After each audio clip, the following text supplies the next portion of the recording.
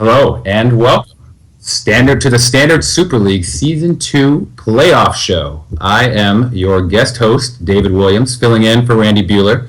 He's still with us. He's just working on the production side right now so that we have two layers working on that. So if there are any issues, the stream doesn't just go down and we're left without the beautiful stream you have here. But I'm joined by my teammate, Hall of Famer, Paul Rietzl. Paul, welcome. Thank you. Yeah, it's good to be here. My first experience lifetime in the Super League world. So I've had a blast so far, both playing and doing some commentary. Looking forward to seeing some great matches tonight and then playing myself and hopefully taking down a title. So we'll see what happens. Yeah, I'm excited for tonight. I've been watching. As you guys all know, I haven't done any casting this season. I did with VSL and playing it, but watching, I've been a fan of Standard Super League. It's actually renewed my interest in Standard because I was never really a big fan of it, and now I enjoy it, and I've been playing it regularly. So I'm excited for these playoffs. I'm glad to get to do this with you. I'm glad you have this bye so we can be here for it, but let's talk about that. You got a bye. You crushed. You came in first Super League and just brought a new deck. Yeah. You hadn't seen much of. Yeah, so it was pretty close around the time of the end of the Pro Tour and the Grand Prix. Obviously, I couldn't play my deck from the Grand Prix the next weekend, so I wanted to try something else. I haven't had a chance to play a lot of the prowess or heroic cards in a lot of high-level tournaments. So, I decided to give that for a spin. I spent some time, tuning the deck and making choices, and it worked out well. And so, yeah, I'm sitting here now with a bye. Gabby and I are going to be waiting for the winners of two, sort of play-in matches. First off, of course, we'll see Josh Layton against Owen Turtenwald, and then later, Gerard Fabiano against Paul Cheon. Two really good matches, and everyone has brought different decks, with them for the playoffs. Although, of course, Gerard Fabiano brought his trusty Ashioks that he never leaves home without. So, we'll see. I play the winner of Gerard and Paul, but up first, of course, Raptor and Owen, and that's an interesting matchup. That's Owen. Yeah, it's two of the best players in the world. Yeah, two of the best players in the world with one with red and one with Obs on control. Like I said, all the players brought new decks this week. You got to come up with something new, so you don't have to get stuck with what you had. You and Gabby, as you see, have the buys based on how you did in the group stage. You both crushed it. I definitely crushed it, and you went 2-1 and had more pro points than someone else. But so we're gonna get to watch Josh and Owen, who I'm really excited about. Obs on control and Hangerback Burn. What's your thoughts on this matchup?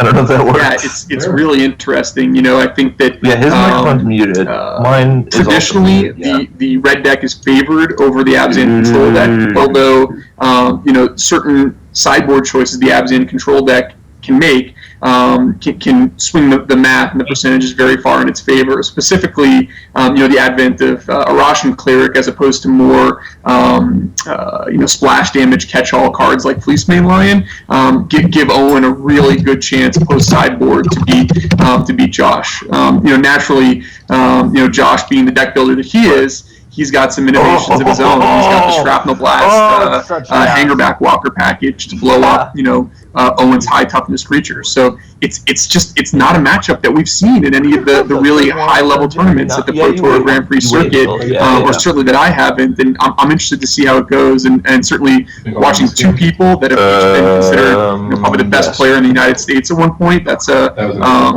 pretty cool match to get started with. Yeah, I'm also excited to see Josh. He's been able to brew and he was kind of punished for that in the Vintage Super League. He tried to innovate a little bit, got punished, and was relegated right out of the league, which is unfortunate because I think he brings a lot of excitement with different deck lists. And this deck he's brought now, we haven't really seen anything like that at all in any standard formats. I mean, it's kind of like a little bit of elements of the blue-red scissors decks, kind of with the red burn deck.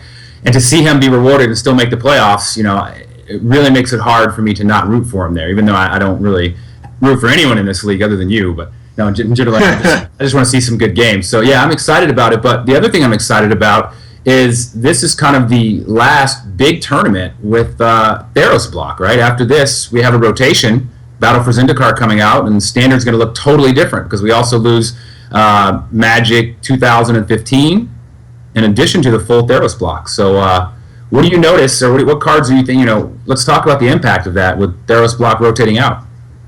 Yeah, and we'll get more into my deck and Gabby's deck, and of course the second matchup between Paul and Gerard in a moment. But just specifically with these two players, I mean, you can look at their deck lists and up and down their deck list, there are major impacts from the Theos block. Of course, with Owen Turtenwald, the two cards that really stand out to me are the Courser of Krufix and Elspeth Sun's Champion. Courser and Elspeth are two of the cards that have had the biggest impact in Standard over the last 2 years. They've been in tournament winning decks and tournament top 8 decks and redefining entire archetypes for the extent of their run in Standard. And it's not a surprise to me that Owen is giving them one last run to try to win a Super League championship tonight.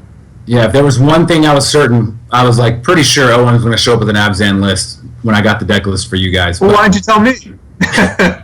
But Elspeth, Elspeth in particular has totally affected how you build decks. I mean, you have to include things like Wingmate Rock in your deck because you don't want to have a 4 power, but you want to be able to fly over and kill it. So I think it'll be really refreshing to see these cards lead. Even though I like these cards, and Abzan's been my favorite too. It's just nice to have a change. It's just very good to see something different, and that's what makes Magic a great game. And we should mention, and this is a theme that's going to come up with kind of all the deck lists that you'll see tonight, or virtually all the deck lists, with the exception of one perhaps, are of course the Scry lands. The come into play tap Scry lands. They've made this come into play tapped dual land time and time again. But the Scry version is, with the possible exception of the creature lands from Worldwake, are about as powerful and as strong of a land as they've made to be able to fix your mana. And they've allowed, in addition to the tri-lands from Khans of Tarkir, they've allowed these multicolor decks to succeed and supplant a lot of the devotion strategies in Standard. You telling me you like a Scry better than One Life? Yeah, or the gate mechanic, which many people try to abuse. But yeah, they're really incredible lands. And as you see, even a deck like Josh's, which is ostensibly a mono red burn strategy, it's just so tempting for him to be able to splash a color using Temples and Mana Confluence and, of course, some fetch lands to be able to add the extremely powerful Atarka's Command. And then occasionally people will splash for green cards in the sideboard, although Josh has not chosen to. Of course, we should also mention Mana Confluence, another card, rotating out. More of an exactly, yeah. More of an aggressive. More of an aggressive card Mana Confluence is. It traditionally, doesn't go into control or mid-range decks, but another weapon that's allowed these decks to be able to cast their spells smoothly that deck builders are going to have to adjust for the absence of in a few short weeks. Yeah, but like I said, who knows what Battle for Zendikar? I mean, we've already seen one of the enemy man lands, which looks great. So who knows how many will be in the set? And that's going to fill a hole there. You won't get to Scry, so your mana base, you have to take that into consideration, because that Scry a lot of the time allows you to cheat on certain numbers because you get to kind of manipulate your deck. So it's something to keep in mind. But all the decks are going to be, all these decks we have here. I mean, we can just go down the list here and name some key cards, but all these decks are going to be losing a lot. I mean, the Standard is going to look totally different. I mean, even if Gerard's blue-black control deck or Paul Cheon's black-red, we can go back and forth, but the blue-black control deck, you're losing, Ashiok? Yep. Ashiok and Hero's Downfall and Thoughtseize and Fireblight and Dissolve. Yeah. Something that's very innocent, but it really helps a lot. A lot of the times you have 2 islands out, you draw the Urborg, and you turn on your Downfall, which even though Downfall is no longer there, the ability of being able to make 2 black out of nowhere is also missing, or to use your fetch lands to make mana. Yeah. To me, Gerard playing Ashiok, I mean, Gerard invented Ashiok, basically. He's the one who's popularized it on the Open Series. Now, of course, you see him with playing it here in the Standard Super League. This matchup to me is super interesting, super fascinating. I actually don't know how this really plays out. Traditionally these blue-black control decks have kind of preyed on the decks that try to cast one big threat. But if you look at Paul Cheon's deck, there he is prepared with main deck outpost siege. There he is with the 4 Thunderbreak region, the hanger backwalkers. He's got the dash. He's got, Thoughtseize of his own to disrupt. So he's got a ton of weapons to both, be proactive against Gerard's control deck and also gain card advantage and grind as well. So that's a super interesting matchup in that second semifinal, and of course one that I'll be keeping a very close eye on because I play the winner. And again, losing the Temple, Urborg, Downfall. I mean, the cards, Thoughtseize, Bioblight, so many important and cards. Stormbreath Dragon has been a huge threat. Yeah, I mean, if you look at Stormbreath Dragon, that's an incredibly interesting card over the last 2 years, and it's run in standard. Obviously it's come in and out of favor. Back in favor right now because obviously you see all of the different Abzan decks. For a while there was the straight Kibler white-green Megamorph deck that it's very powerful against, but obviously it's supporting the dragon theme from Khans of Tarkir block.